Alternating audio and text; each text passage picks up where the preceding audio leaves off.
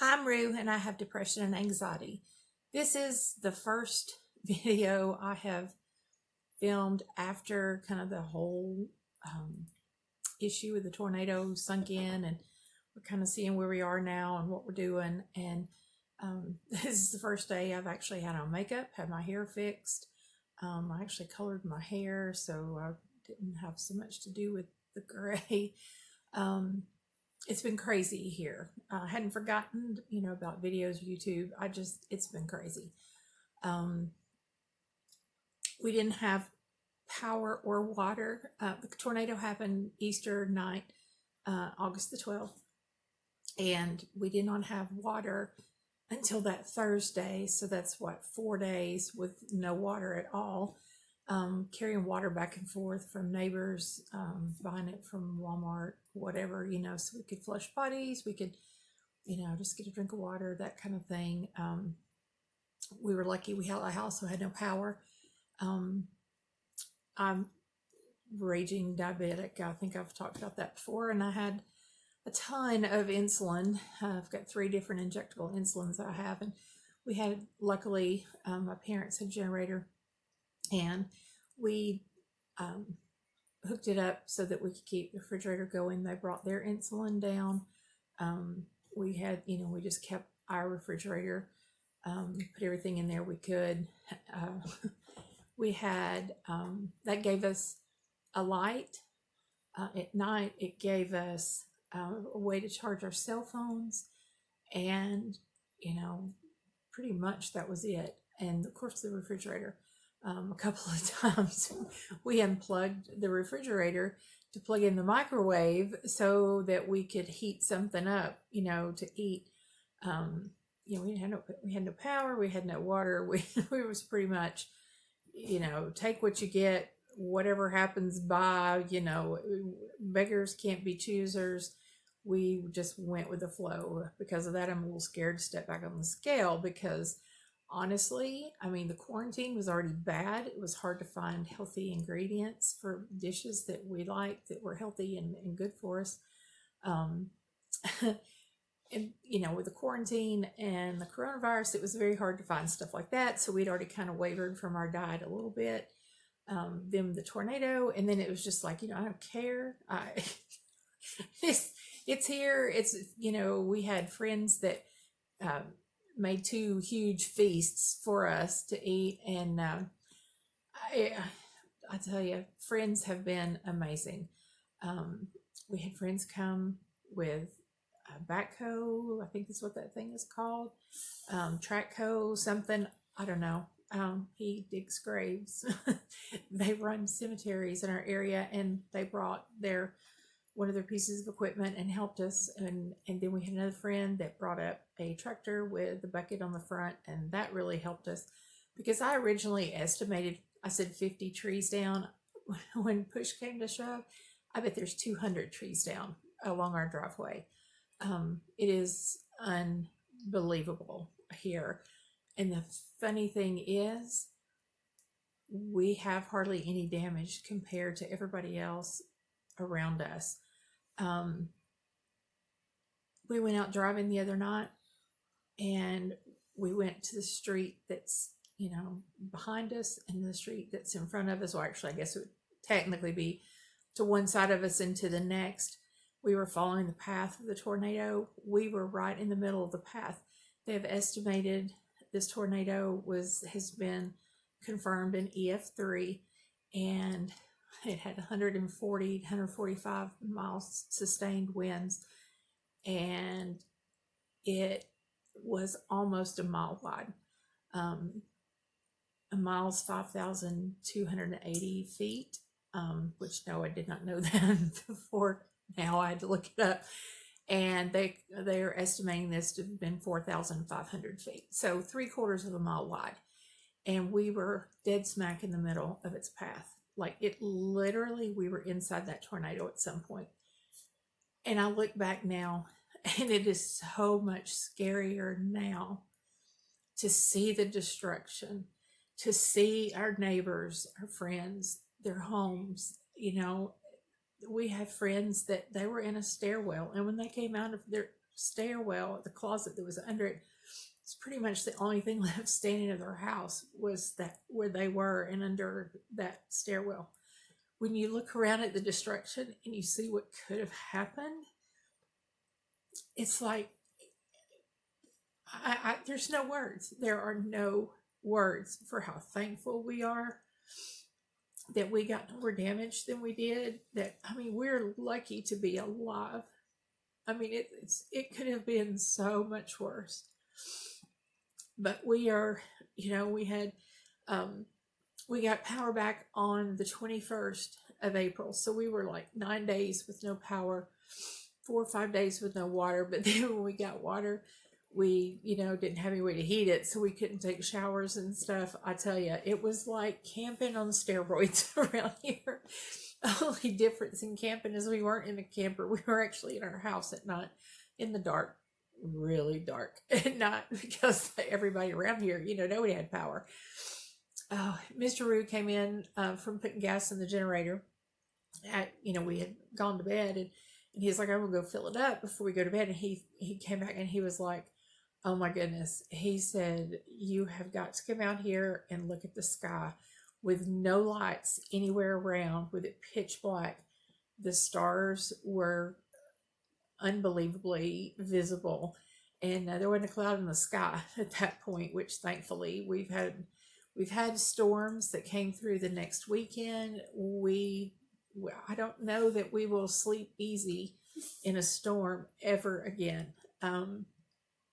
It's like I wanted to sleep completely dressed with my shoes on the next weekend, because once you've gone through that, I mean, the chances of it ever striking here, in this exact path again are slim, but who knows? There's so much unknown about how they, track and move and that kind of thing. It's just, it's scary. But we now have power and water. We had friends of ours, they let us come to their house and take a shower, and we were stinky, let me tell you. I mean, because we were working. I mean, especially Mr. Rue. Mr. Rue was out, running a chainsaw for a solid week. Literally a solid week. We couldn't drive up our driveway until the following Saturday. So 6 days later, we finally could go through our driveway. We were fortunate to have Jerry, our neighbor. He let us go through his field, and he's kind of like between us and the actual road, the way our driveway goes back.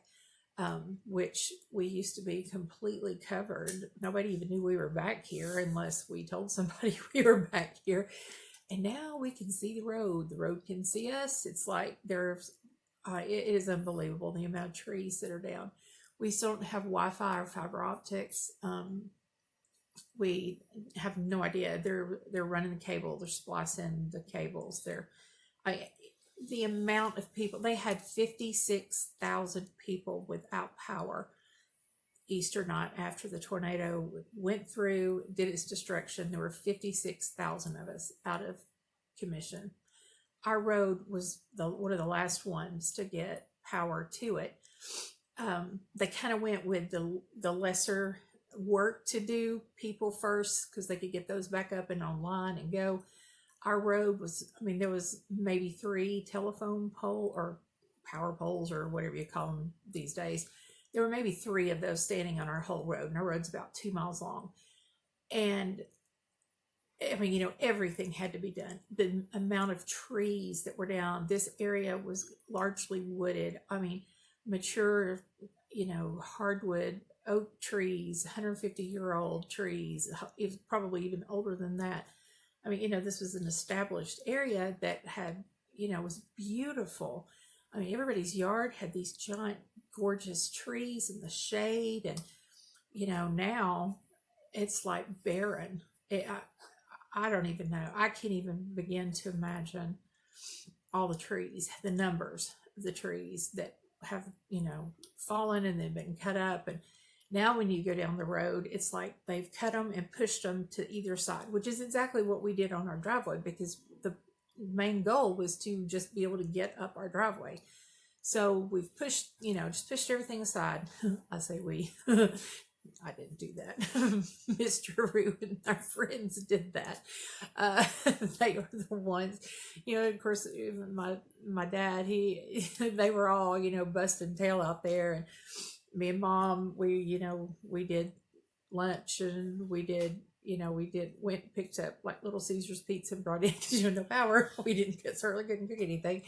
Kept water, coolers and stocked, and, that kind of thing. But, it's more than what we normally would do, outside of just our normal daily routines. But they had to get all those trees down before they could even start to set the poles again.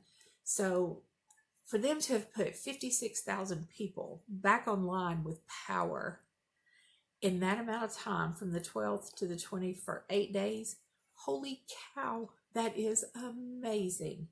Absolutely amazing that they were able to do that. And now we're just kind of waiting on the fiber optics. We have very high speed fiber optics.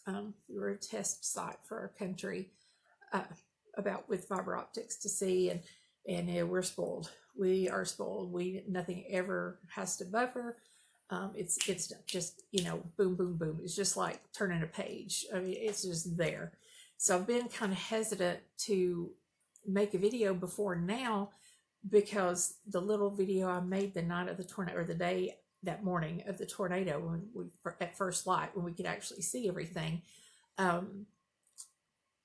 it took hours to upload, and usually a 15 to 20 minute video, I have found, takes about 10 minutes for me to upload. So I don't know, but I wanted to give you the backstory, let you know, still here, still suffering with depression and anxiety. I'm talking some huge anxiety.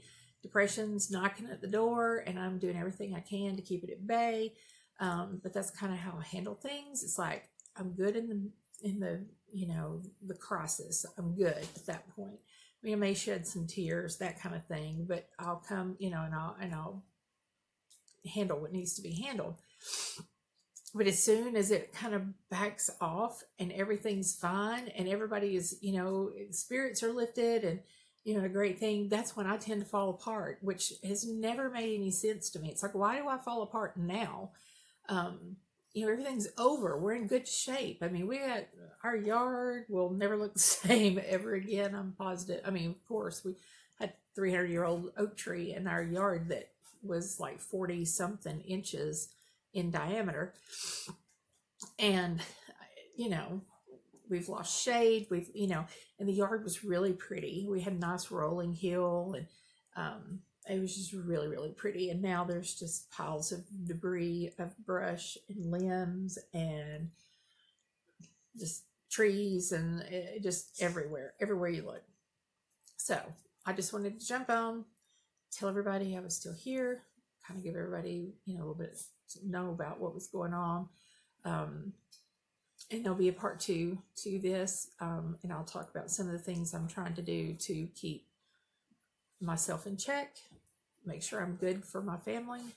I can't let myself get out of, I can't be depressed right now. I cannot. It has to be put on the back burner. It has to be pushed, and I have to figure out ways to do that. And I'll share with part 2 a lot of ways that I'm trying to do that, things that kind of work for me and have worked for me. So, missed everybody. Feel free to text me or whatever. Or not text me, direct message me, I think is what we're calling that on YouTube. My brain is gone. I can't remember anything right now. So, but leave a comment. There we go. Like this, dislike this, whatever. Subscribe. I could really use the subscribers. Kind of trying to, make a difference here. And I hope I, in some crazy way might have made a difference for you.